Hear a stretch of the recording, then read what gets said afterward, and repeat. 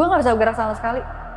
Itu makin tadinya ketutup kan, dan itu baru tuh itu si rambut itu tuh gitu begini nih. Nah ini muka gue nih ya, ini begini dari sebelah kanan ke kiri, ke kanan ke kiri, melintas gitu. iya melintas tapi kayak ngerangkak. Cantika udah pulang, Cantika udah pulang, Cantika udah pulang, Cantika udah pulang gitu. Terus sampai kayak gue kan.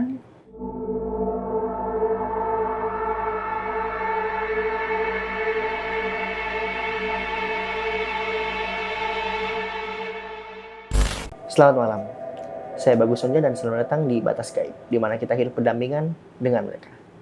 Di kesempatan kali ini, gue udah bawa seorang narasumber yang dimana ini rada unik juga nih guys.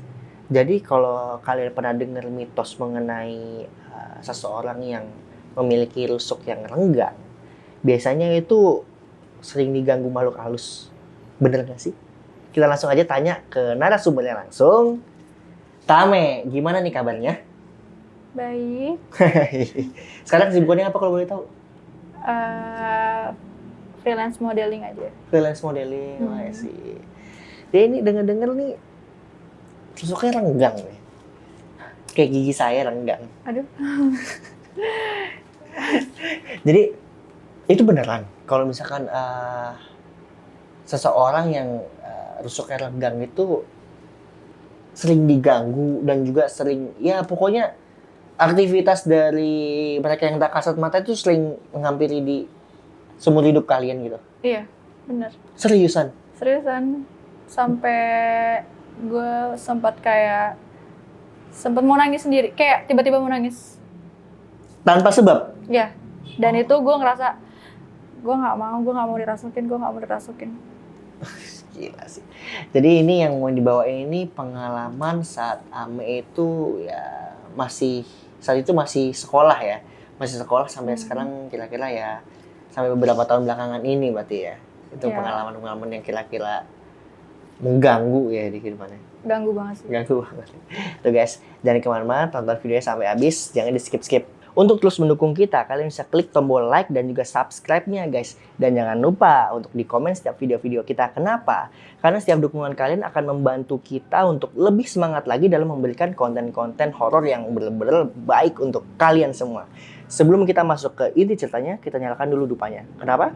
Karena kita hidup berdampingan dengan mereka.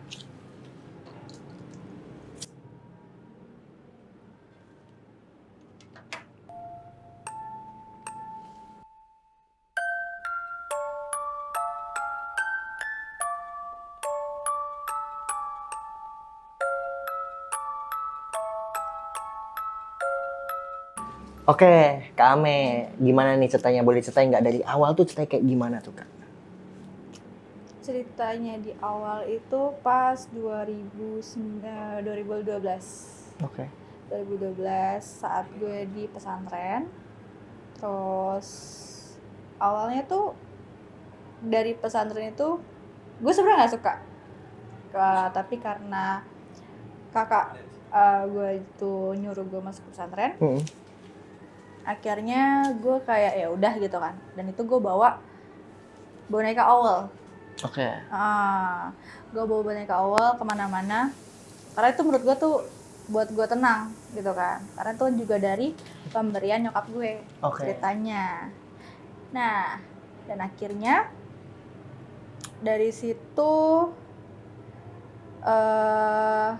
gue itu nggak ada teman. Oke, sebentar Kak. Jadi itu kakak itu pesantren daerah mana Kak? Daerah Cipining Jasinga. Cipining Jasinga itu di mana? Jauh banget itu di Lewiliang gitu. Lewiliang, oke. Jasinga jauh banget dari peradaban. Itu tahun 2012 berarti kakak itu masih usia sekitar 13 tahun, 12 tahun? Mungkin kali ya. Sekitar segitu ya? Sekitar segitu. Oke, lanjut Kak. Awalnya itu dari boneka. Dan boneka itu selalu nemenin gue. Setiap gue nangis, setiap gue sedih atau apa segala macem, gue selalu curhat ke dia. Ya, jadi awal itu tuh tahu sisi gue tuh kayak gimana. Jadi tuh gue kayak punya teman hayalan gitu loh. Gue kayak punya teman hayalan gitu. Terus akhirnya di suatu asrama, jadi itu kayak asrama gitu, dan asrama itu ada 15 orang. Oh, dalam satu kamar asrama? Dan 14-nya itu murid, satunya itu ustazah. Ibarat kata kayak gitu ya. Jadi ada yang jaga satu ya? Ada yang menjaga satunya. Nah, terus akhirnya kamarnya itu kasurnya tuh kayak tingkat gitu. Oh iya, kayak ranjang penjara lah ya? Iya, semacam itu. Terus akhirnya tuh tadinya tuh gue deket tengah-tengah gitu kan. Jadi ada berapa kasur gitu, gue lupa. Terus akhirnya kasurnya itu tuh gue di atas. Terus akhirnya tuh di samping kasur gue ini dua dari kasur, gue nomor 3. Itu 2 dari kasur itu ada kamar mandi. Oke. Kamar mandi kosong. Gue pikir emang kamar mandi emang buat ke toilet kan, karena kan gue nggak tahu toilet tuh di mana. Ya anak baru kan. Terus akhirnya gue tuh buka pintu. Di hari pertama? Iya, dari hari pertama itu gue buka pintu. Terus akhirnya katanya yang ustazahnya, jangan dibuka gitu kan. Nama kamu siapa? Nama aku Desta, aku gituin kan. Emang kenapa ustazah? Iya nggak boleh, ini nggak boleh dibuka sama sekali. Udah lama katanya dia kayak gitu. Terus sampai kayak oh ya udah oke. Tapi tuh emang dalamnya itu udah nggak keurus. Nggak ada lampu. Terus juga banyak sarang laba-laba gitu. Terus akhirnya pada saat itu gue nemuin kejadian yang kayak ada setan gitu. Bukan setan sih. Hari keberapa itu? Itu gue mungkin hari seminggu ya. Seminggu? Ya, seminggu, karena kan dalam seminggu itu gue kayak meratapi diri gue sendiri. Kayak aduh, gue kayak nggak betah gitu. Bukan gue banget gitu kan. Terus akhirnya gue ngeliat, jadi tuh di sini kamar gue, di pojokan sini tuh kayak ada yang gini-gini gitu tadi. Oke. Tapi cantik sih. Cantik, gue akuin dia cantik. Terus gue liat kayak gue bengong. Terus gue kayak speechless gitu ngeliatnya. Itu gue nangis. Gue ketawa. Terus gue melengking. Ketawanya kayak melengking gitu. Gue kayak ketawa melengking. Terus di situ pada heboh. Tapi gue nggak tahu gue ngapain, gue nggak tahu. Jadi rasanya kayak gimana tuh? Rasanya sebelum ketawa melengking itu gimana? Gue kayak punya temen. Gue punya temen, gue kayak nggak sendiri. Dan gue ngerasa cewek itu tuh Allah. Jadi gue ngerasa gini loh. Oh, itu temen gue ya. Oh, itu temen gue deh, kayak gitu. Jadi kayak gimana sih ya, kayak nggak sendiri gitu. Oke. Terus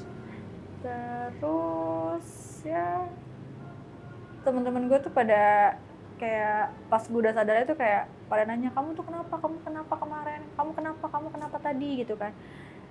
Terus aku bilang kayak gue nggak tahu, gue ngerasa ya gue kayak di suatu ruangan gelap kayak gitu. Di suatu ruangan gelap, gue kayak ya gue cuman kayak diem, gue nggak tahu gue ngapain.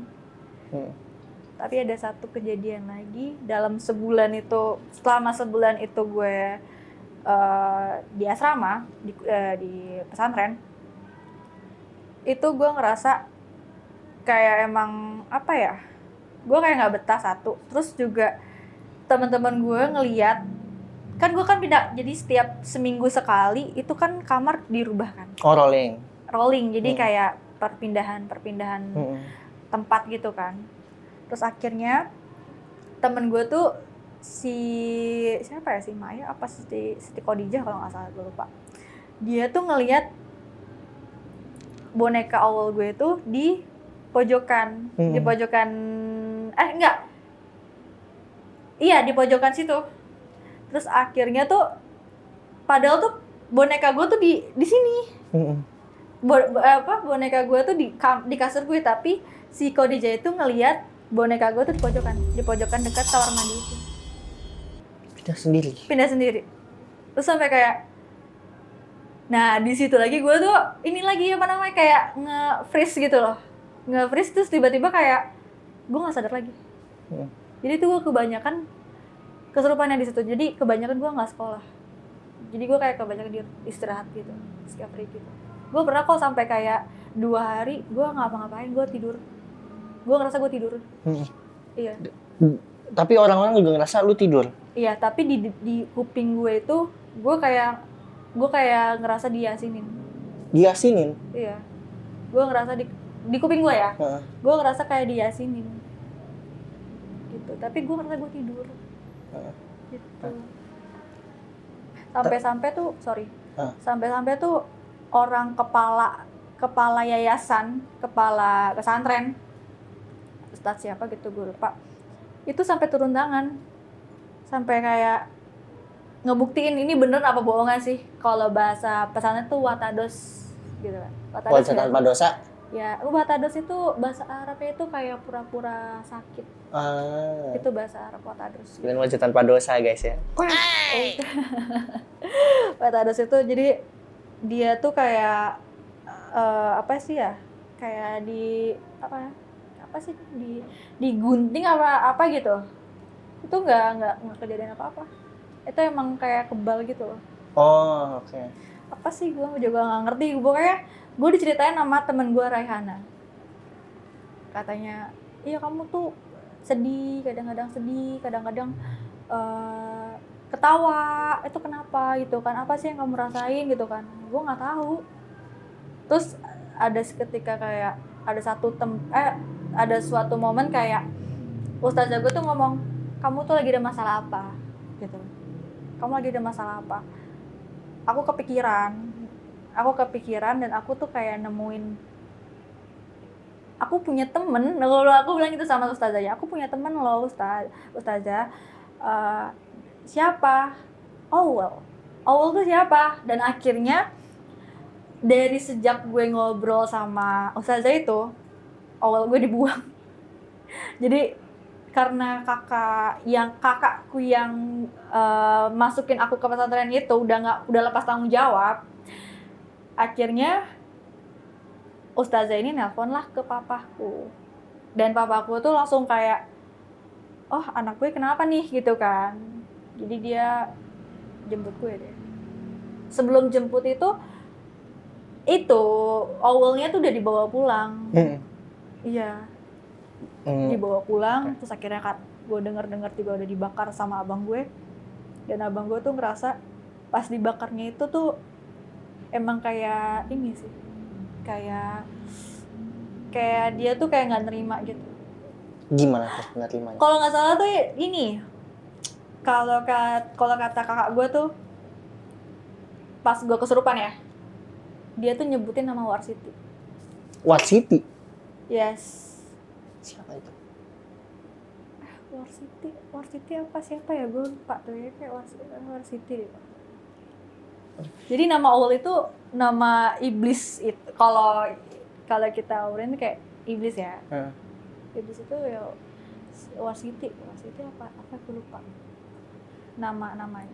Berarti selama 1 bulan Ame di pesantren itu kapan aja tuh ketemu sama si setan cantik itu tuh? Setiap hari, Setiap hari. Ya. Boleh dijelasin nggak gimana? Setiap gue lagi sedih aja, karena gue sedih terus. Karena gue kebanyakan bengong. Gue kebanyakan sedih, terus akhirnya gue kayak nggak nerima gitu gue di sini gitu. Jadi gue kayak ya udah, dia selalu nemenin gue. Dan gue ngerasa gue udah temen gitu. Tapi rupanya seperti apa tuh, Mbak? Kenapa? Rupanya seperti apa? rupanya cantik. Rupanya menurut gue cantik ya. Tapi menurut kakak gue tuh katanya nenek-nenek. Jadi menipu daya ya. Gue nggak tahu, mungkin ya. Itu perawakannya seperti apa berarti? Tinggi, terus rambutnya panjang banget. Terus dia mukanya pucat, terus matanya agak belok, bawahnya tuh hitam. Oh, sininya hitam. Ya, bawahnya hitam. Nah, Cantik. tadi kan kita ada ngobrol-ngobrol sedikit nih. Itu cerita yang saat dibacakan ayat kursi, tapi malah lebih pintar itu si... Iya, sorry, namanya Siti Kholimah, bukan Warsiti. Siapa ya? Oh, Siti Kholimah. Siti Kholimah. Siti Kholimah. Siti Kholimah, sorry bukan Warsiti. Siti Kholimah. Jadi itu yang pas dibacain ayat kursi, tapi malah ngajarin balik itu sih. Katanya kakak gue iya. Jadi gimana itu kalau boleh tahu itu ceritanya? Jadi kakak gue itu baca surat ayat kursi, dia salah, terus katanya tuh gue tuh ngomong kayak salah gitu. Akhirnya dia yang baca, si Siti Kholimah itu yang baca. Situasi kondisinya saat itu kenapa bisa begitu dibacanya? Kondisinya tuh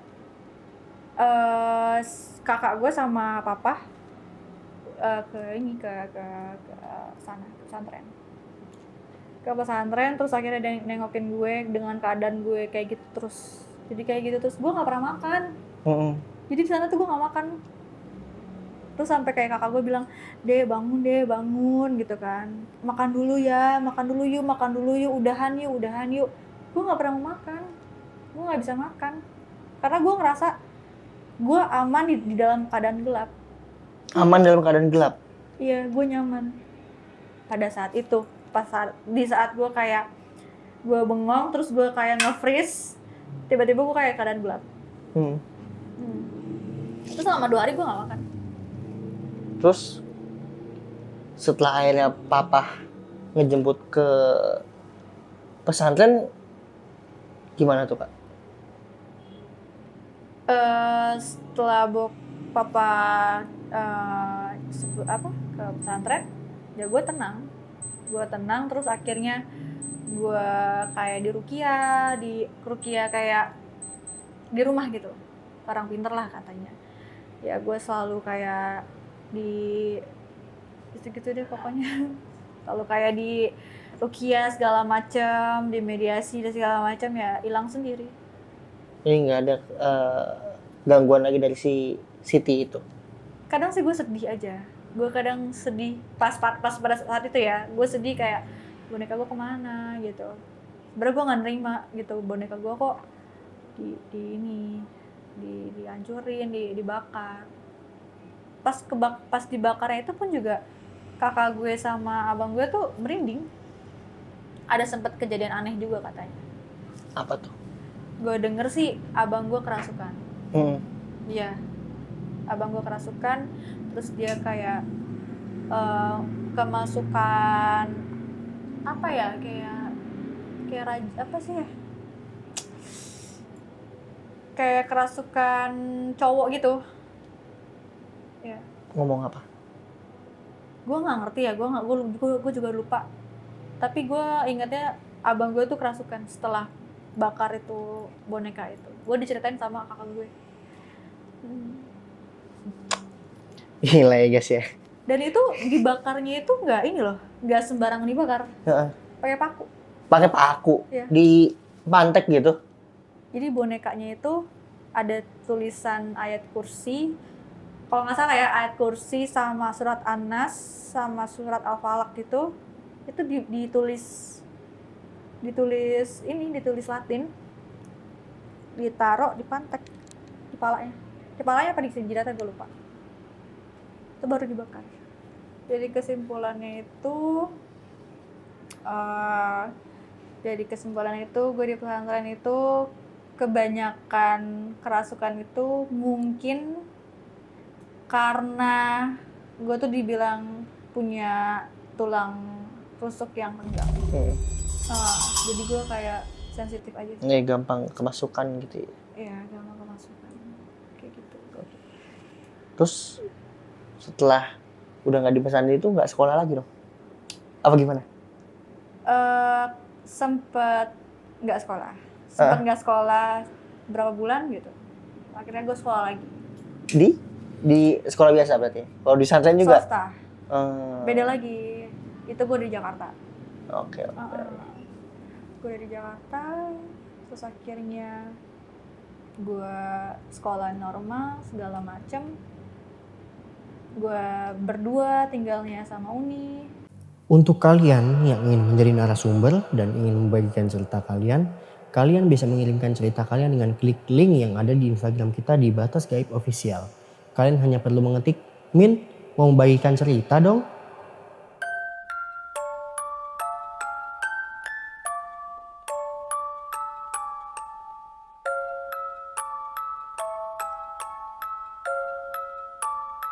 Nah, masih ada cerita lain nggak selain dari pesantren itu? Kira-kira gimana nih?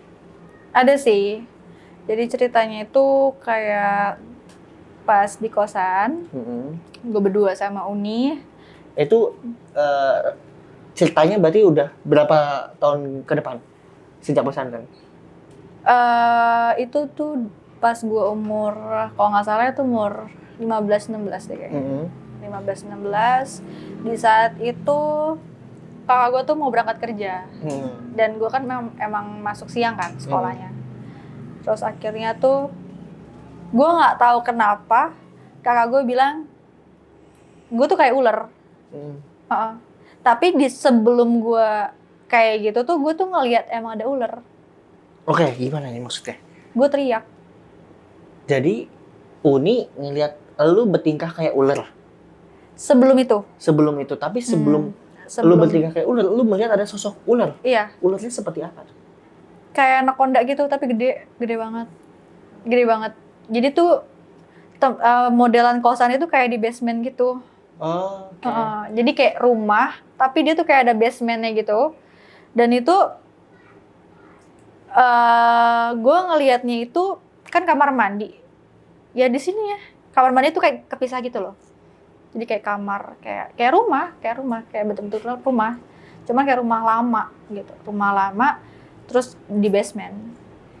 Ularnya ular normal gitu yang lu lihat? Lewat aja? Gue ngeliat cuman badannya aja. Gue ngeliat kayak cuman badannya, terus sisiknya gitu, tapi gede banget. Ada kali sesofa. Terus gue teriak dan itu gue nggak tahu. Gue kejadian apa gue nggak tahu. Dan gue ngerasa gue kayak lebam-lebam, ini kenapa nih gitu kan. Ya itu, mungkin katanya Uni, iya gue pukul lu, soalnya lu ini, lu kayak bertingkah kayak ular. Gue nggak tahu gitu, gue nggak berasa. Iya. Gue nggak berasa gue dipukul, gue nggak tahu. Cuman gue ngerasa kayak lebam-lebam. Gitu. Itu tapi di kosan itu emang angker apa gimana?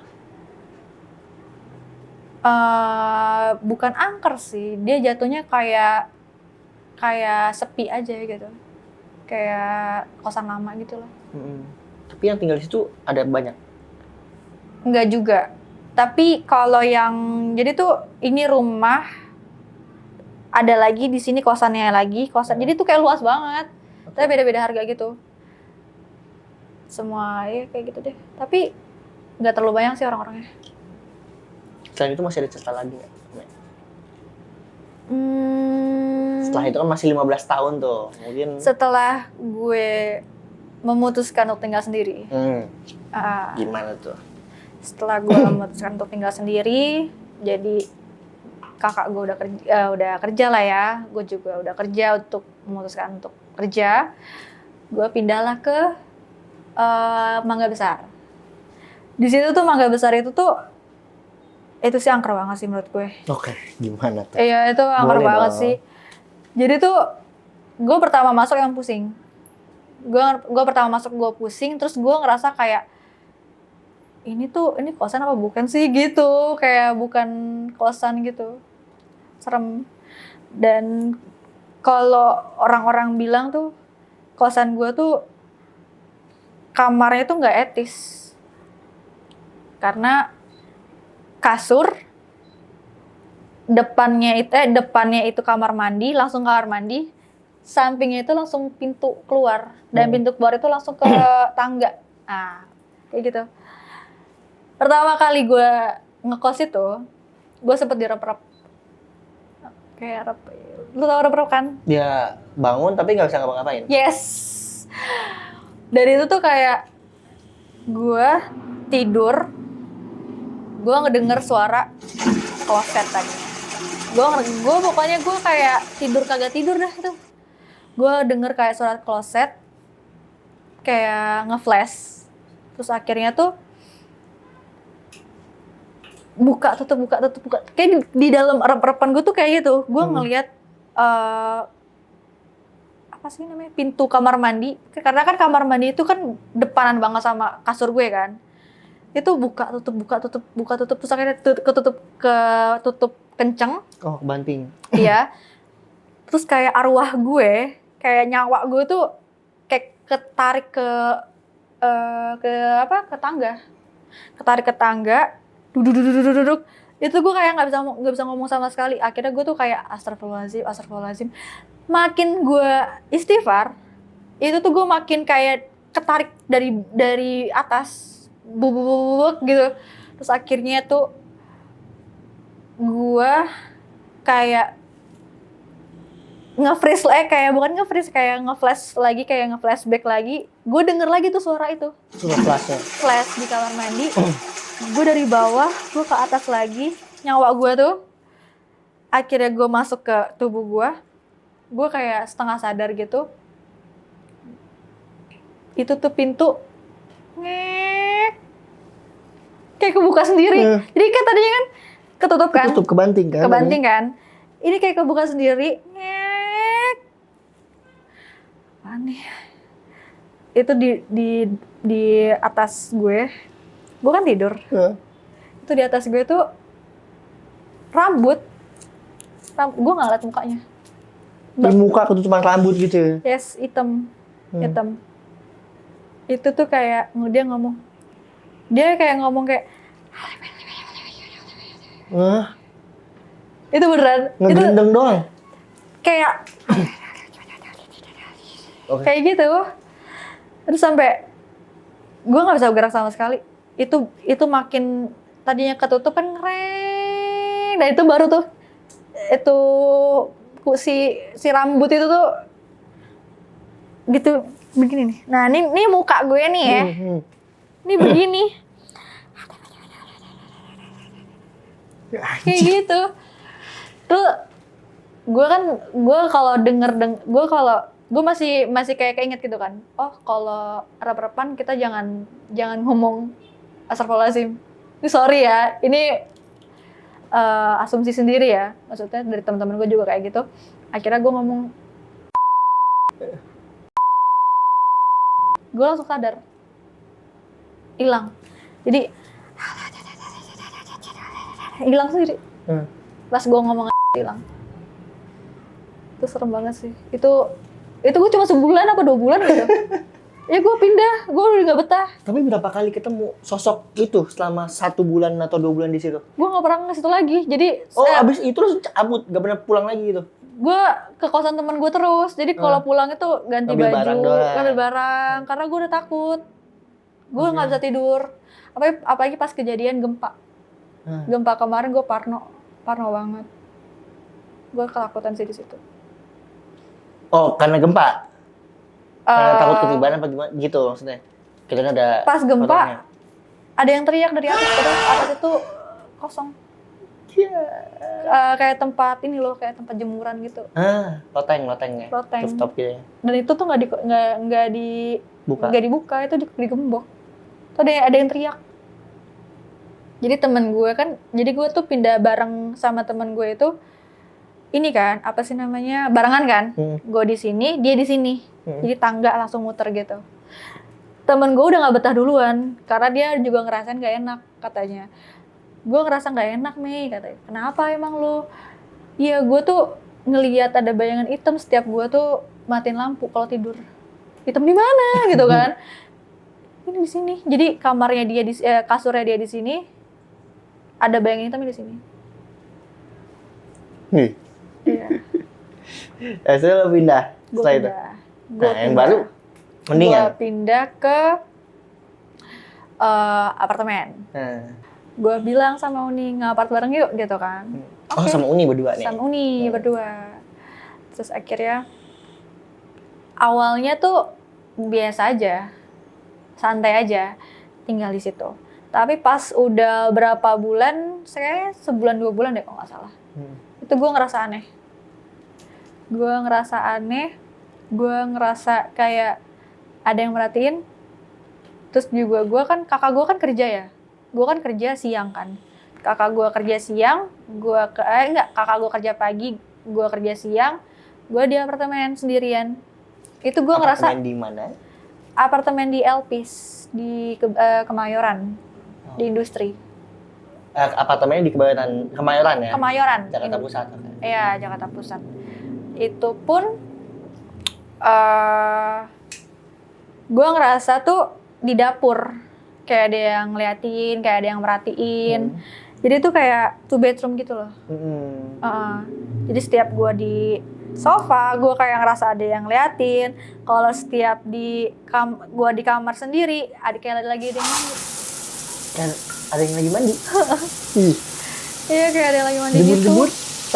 Shower? Kayak ada yang buka gitu. Terus akhirnya gue kayak, apa nih gitu kan. Gue lihat, nih Uni, gue pikir Uni udah pulang. Karena setiap Uni pulang tuh dia selalu mandi gitu kan. Gue mikir dia gitu kan, Uni udah pulang nih. Gue lihat gak ada sekrip itu sih. Terus akhirnya ada satu kejadian yang kita tuh sama-sama ngerasain. Awalnya gue nggak ngomong kayak gitu-gitu, gue mendem sendiri. Kayak ada piringnya tuh muter. Gimana sih muter? Muter sendiri gitu? Iya, bukan piring sih, mangkok. Jadi kan gue mau masak Indomie. Itu mangkok tuh muter, nggak ada apa-apa, nggak ada air, nggak licin lah, kayak biasa aja gitu. Itu muter, terus gue, ini muter gitu. Itu di keadaan gue lagi sendiri. Keadaan lagi sendiri. Terus sampai kayak itu kakak gue juga belum balik tuh waktu itu, masih kerja. Gue waktu itu lagi libur. Itu juga satu. Yang kedua ada lagi yang kayak ini loh Kak, apa sih, lagi malam-malam gue udah tidur ceritanya. Gue udah tidur, kakak gue di kamarnya kan. Terus akhirnya gue tidur, itu gue kerep-kerepan lagi.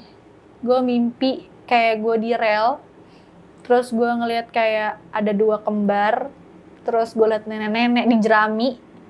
Jadi kayak rumah jerami gitu. Terus tiba-tiba gue kayak nge-freeze lagi. Di dalam mimpi gue itu langsung ke tubuh gue. Kayak sadar nggak sadar. Gak ngerti gue maksudnya gimana. Jadi tuh gue kayak mimpi dalam mimpi gitu loh. Oke.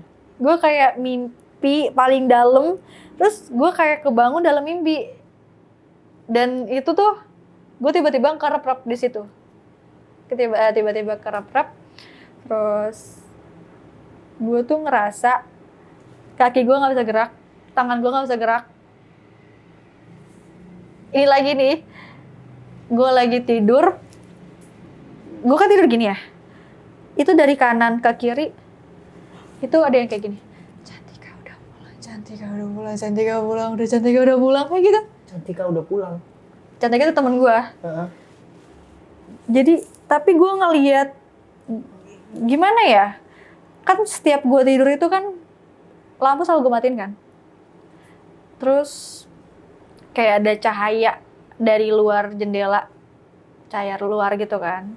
Dan itu tuh gue ngeliat ada bayangan hitam rambut kayak lagi merangkak di kaki gue. Dari sebelah kanan ke kiri. Ke kanan, ke kiri. Melintas gitu?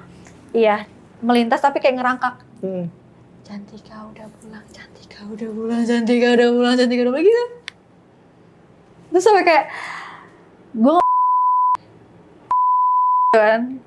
Akhirnya gue duduk, gue kabur, gue buka pintu, gue langsung ke kamar kakak gue. Nih, Uni, gitu kan. Kenapa, Dek? Lu denger sesuatu nggak?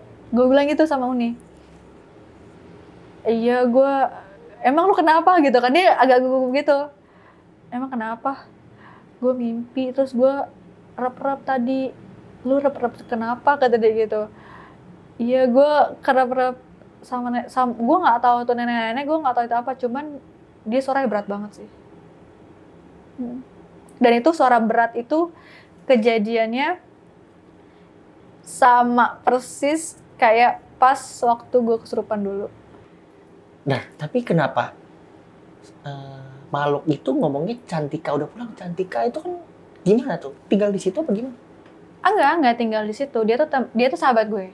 Dia sahabat gue. Jadi setiap gue kayak gue sendiri ataupun gue libur atau gue lagi bete segala macem, Pokoknya gue pas selalu Uni nggak ada di rumah lah. yes, gue selalu calling dia. Dan dia tuh selalu oke, Des, gue ke tempat lu, ke apartemen lu, kayak gitu. Dan itu pas mungkin di saat Cantika udah pulang, si hantu itu tuh kayak Cantika udah pulang. Gue ngerasa sendiri. Emang di saat itu gue lagi keadaan sendiri. Gitu. Jadi pas ketika si Cantika itu udah pulang, karena setiap waktu senggang lu main sama Cantika, si hantu itu ya mungkin nggak berani nongol atau gimana, nggak mau ganggu atau gimana gitu ya. Tapi ketika dia udah pulang, dia baru ngomong Cantika udah pulang, dan dia baru mau muncul berarti kurang lebihnya. Kurang lebih sih seperti itu, cuman pas lagi rame-rame pun juga ada. Oh, ada juga? Ada. Gimana Jadi tuh? di apartemen itu kan kakak gue belum balik kan. Ada gue, ada Cantika, ada temen gue, Dika namanya. Oh, cowok nih satu nih Cowok. Dan itu ada lagi satu lagi temennya Cantika, satu lagi gue lupa namanya siapa. Kita dia ngetok. Gue pikir kakak gue. Tapi kalau gue pikir-pikir kakak gue kan dia punya kunci. Itu pada kayak buka tuh. Jadi kayak di ruang tamu, kita lagi nonton film. Kita dia ngetok tok. Dibuka nggak ada siapa-siapa. Iya. Dilihat dari bolongan itu kan, lihat di bolongan dari itu kan nggak ada siapa-siapa. Sempat dibuka nggak ada siapa-siapa. Itu 2 kali ketoknya.